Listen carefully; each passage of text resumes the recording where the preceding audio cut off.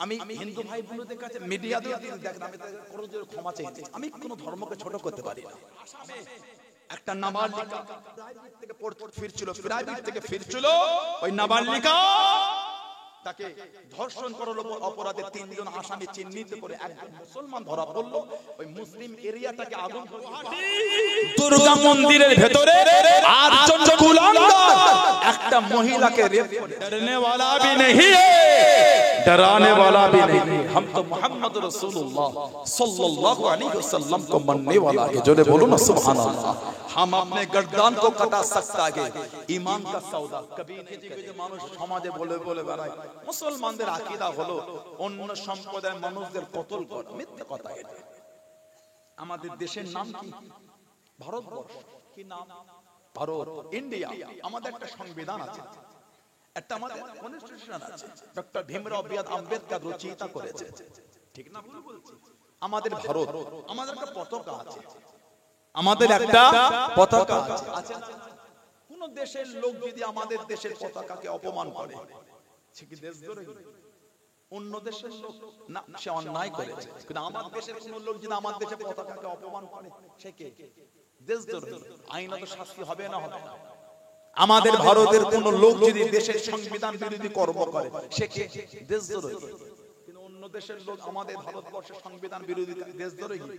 যদি ভারতকে ছোট বড় কথা বলে, সে অন্যায় করেছে, তার উচিত হয় না। একটা দেশের মানুষ আরেকটা দেশকে এইভাবে নোংরা ভাষায় আক্রমণ করা উচিত। যেমন আমি আশা করব অন্য দেশের লোক আমাদের দেশকে বাজে কথা বলবে না, তেমন অন্য দেশও আশা করবে আমার দেশের লোক তাদেরও বাজে কথা বলবে না। খালি নিজে আশা করলে হয় না, অন্যরা আশা থাকে কিছু, ঠিক না ভুল বলছি? তাহলে আমার দেশের লোক যদি দেশ বিরোধী কাজ করে, দেশের আইন অনুযায়ী শাস্তি হবে না হবে না?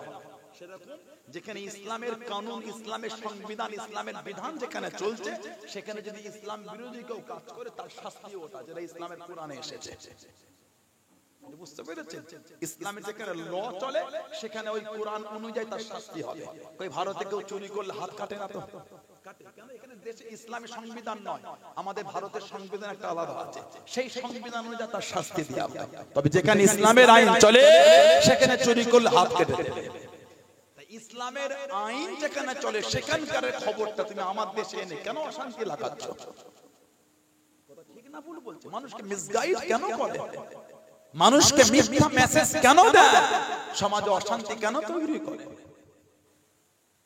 এই কদিন আগে দেখলাম আমেরিকায় না কোন জায়গায় খ্রিস্টানদের একজন বড় ফাদার ইসলাম কবুল করেছে।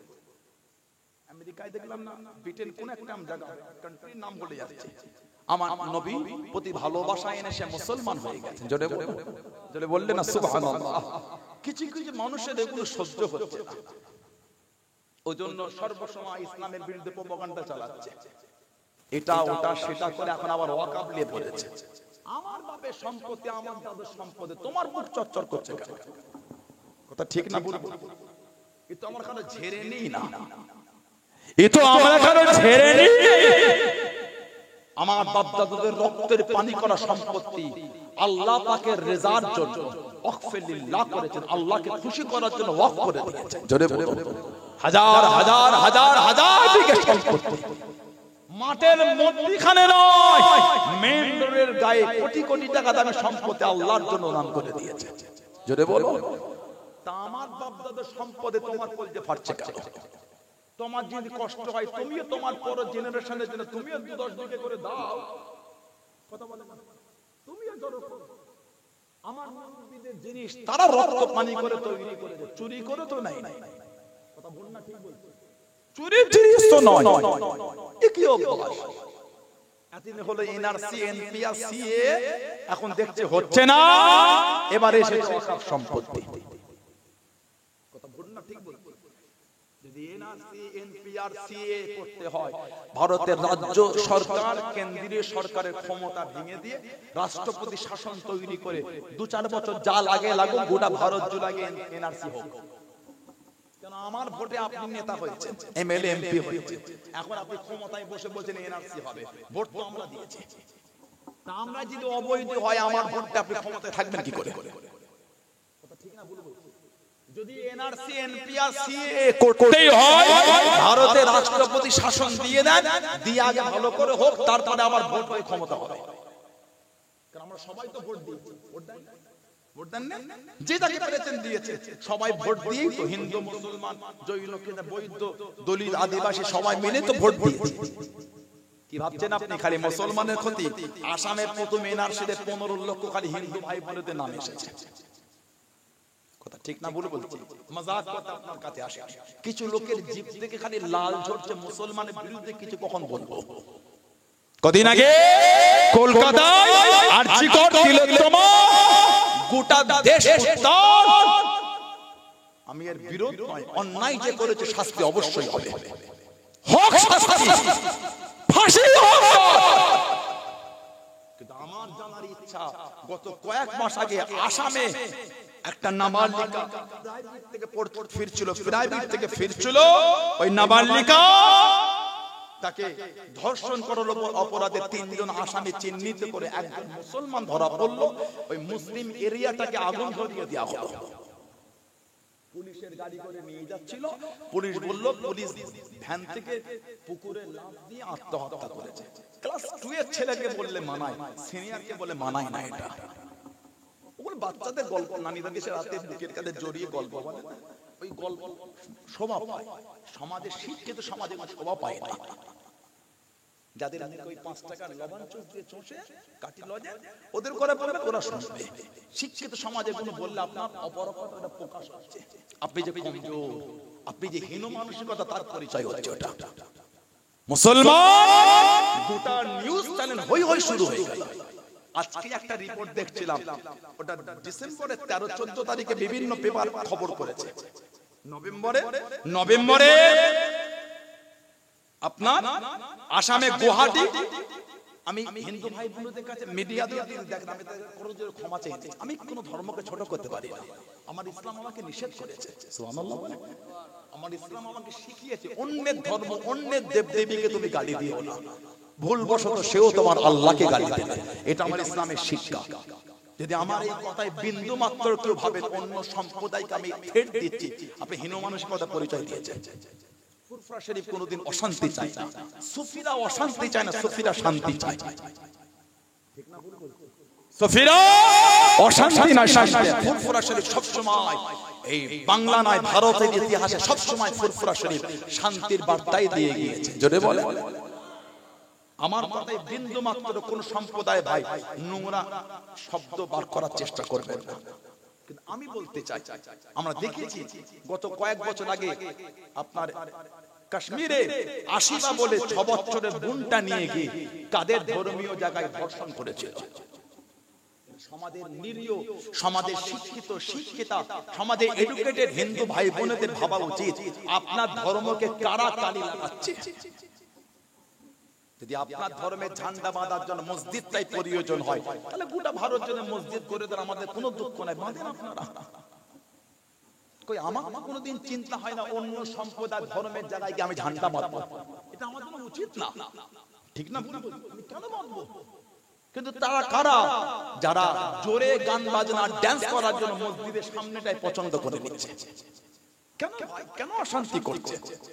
কেন দাঙ্গা লাগাচ্ছেন? আমরা তো কি সুন্দর জাতি ধর্ম বর্ণ নির্বিশেষে কাঁধে মিলে কি সুন্দর চলছে। আমরা জানি এই গোমা এলাকা, আমরা যখন রাস্তাতে ঢুকি আমার হিন্দু ভাই বোনেরা তাদের বাড়িতে আমরা গাড়ি রেখে জলসা করি। এই যখন আপনার ওই পাশে ওই বুজুর্গ দিকা বামুনিয়া, ওই তো সাইন ভাই আছে, যখন যাই আমাদের ওই যখন মেন রোড থেকে ঢুকি হিন্দু ভাই বোনেদের বাড়ি সব এই হুজুর আছে ফুরবার পীর বাবা ভালো আছেন হুজুর, হিন্দু ভাই বোনগুলো সম্মান জানাচ্ছে। কেন? ভালোবাসা, মেল বলবেন। এটাই তো আমাদের বাংলা, এটাই তো আমাদের ভারতের কৃষ্টি কালচার। ঠিক কিন্তু মধ্যখান থেকে তারা কারা যারা দাঙ্গা লাগাচ্ছে? মধ্যখান থেকে ওই পিং মিডিয়া, দালাল মিডিয়া কই? এই গুয়াহাটির এই নিউজটা দেখছিলাম গত নভেম্বরে, 17 নভেম্বর গুয়াহাটি দুর্গা মন্দিরের ভেতরে 8 জন কুলাঙ্গার একটা মহিলাকে রেপ করেছে। 8 জন কুলাঙ্গার একটা মহিলাকে রেপ করেছে গত 17 নভেম্বর, 13-14 ডিসেম্বর বিভিন্ন নিউজ এটাকে কভার করেছে। এই 8 থেকে 9 জন কই বড় বড় মিডিয়াগুলো তো খবর কভার করছে না ধর্ম তুলে। মুসলমান যখন অন্যায় করে কেন ধর্ম তুলে আমাদের করে অ্যাটাক করা হয়? কথা ঠিক না বলবো? যে অন্যায় করে শাস্তি দাও, ধর্ম দেখে নয়, অন্যায় দেখে শাস্তি দাও। মুসলমান 1 কেজি বিফ মিট নিয়ে গেলে আপনি হিংসার চোখে দেখবেন? পৃথিবীর মানচিত্রে ভারত বিফ মিট এক্সপোর্টের দিক দিয়ে 2 নম্বরে স্থান দখল করে আছে। এডুকেটেড শিক্ষিত ভাইরা বসে আছে, এক্ষুনি গুগলে গিয়ে সার্চ দিয়ে দেখেন ভারতের স্থান হলো পৃথিবীর মানচিত্রে বিফ মিট গরুর গোশত সাপ্লাইয়ের ক্ষেত্রে 2 নম্বর। কাজ সিগনেচারে গেল সানাউল্লাহ সিদ্দিকের সিগনেচার, প্রধানমন্ত্রী, স্বরাষ্ট্রমন্ত্রী, বিদেশ মন্ত্রণালয়ের সিগনেচারে বিফ মিট বিদেশে এক্সপোর্ট হয়ে যাচ্ছে। ঠিক বলছেন না? ফালতু কথা শোনাতে আপনাকে আমি আসি। বলে তাদের এই কুলাঙ্গারগুলো কেন আন্দোলন করছে না? মুসলমানের বিরুদ্ধে আন্দোলন করো, ক্ষমতা থাকলে দেখি আওয়াজ তোলো না, গোয়ায় বিফ মিট ব্যান হবে, দেখি কত ক্ষমতা তোমাদের। তোমাদের তো সরকার গোয়ায়, ক্ষমতা থাকলে ব্যান করেন, গোয়ায় করেন বিফ মিট, দেখি না আওয়াজটাই তোলেন না একটু। কেন ভাই, কেন দাঙ্গা লাগাচ্ছে? কদিন আগে দেখলাম ভারতের বিদেশ মন্ত্রণালয় থেকে একটা নিউজ ভাইরাল হলো যে পৃথিবীর বিভিন্ন মুসলিম দেশের কাছে অঙ্গীবদ্ধ হয়ে নিউজ বিবৃতি দিয়েছে আপনাদের করে আমরা হালাল বিফ মিট সাপ্লাই দেব। ভারতের মন্ত্রীদের সিগনেচারে বিদেশে গরুর গোশত চলে যাচ্ছে, ওটা অপরাধের কোনো কারণ নয়। আর ভারতের কোন মুসলমান যদি গরুর গোশত খায় ওটা অপরাধের কারণ হয়ে গেল। কেন ভাই, কেন এই দ্বিচারিতা, কেন এই 2 নম্বর চিন্তা? ঠিক বলছেন না? আল্লাহ ফিতনা থেকে আমাদের হেফাজত করে, বলেন আমি, বলেন আল্লাহুম্মা। তবে ভয় খাওয়াতে চেও না, हम डरने वाला भी नहीं है, डराने वाला भी नहीं है। सुभान अल्लाह बोलें, हम डरने वाला भी नहीं है, डराने वाला भी नहीं है। हम तो मोहम्मद रसूलुल्लाह सल्लल्लाहु अलैहि वसल्लम को मानने वाला है। जो बोलो ना सुभान अल्लाह। हम अपने गर्दन को कटा सकता है, ईमान का सौदा कभी नहीं करेंगे। जो बोलो, बोलो इंशाअल्लाह। जो बोले ना सुभान अल्लाह।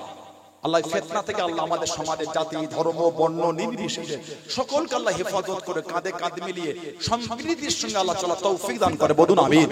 যদি বলে